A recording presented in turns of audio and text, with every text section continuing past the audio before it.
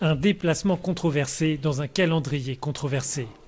Alors que le chef de la diplomatie européenne rencontre le ministre russe des Affaires étrangères, un nouveau procès s'ouvre à Moscou contre l'opposant Alexeï Navalny.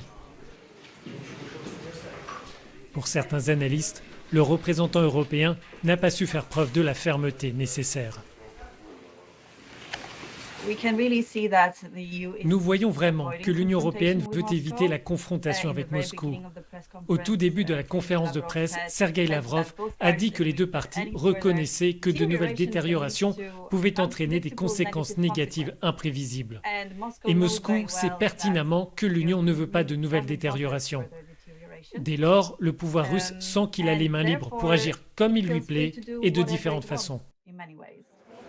Le mandat de Josep Borrell souffrait aussi d'un manque de clarté, tant les États membres sont divisés sur la nécessité ou non d'imposer de nouvelles sanctions contre la Russie. Toutefois, certains eurodéputés défendent le pragmatisme du représentant européen. Il y a une discussion ouverte.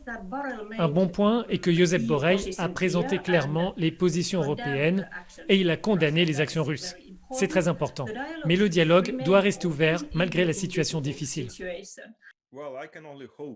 L'analyste russe Andrei Kortunov souligne que Moscou n'acceptera jamais d'interférence étrangère dans le cas d'Alexeï Navalny.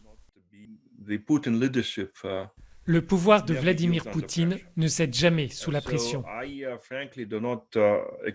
Honnêtement, je n'attends aucun impact direct de ces annonces, ni de Josep Borrell, ni d'Angela Merkel, ni d'Emmanuel Macron, ou de n'importe quel dirigeant européen. Je ne vois pas comment cela peut avoir un impact direct sur la situation d'Alexeï Navalny. Le vaccin russe contre le Covid-19 pourrait en revanche devenir un outil diplomatique pour améliorer les relations.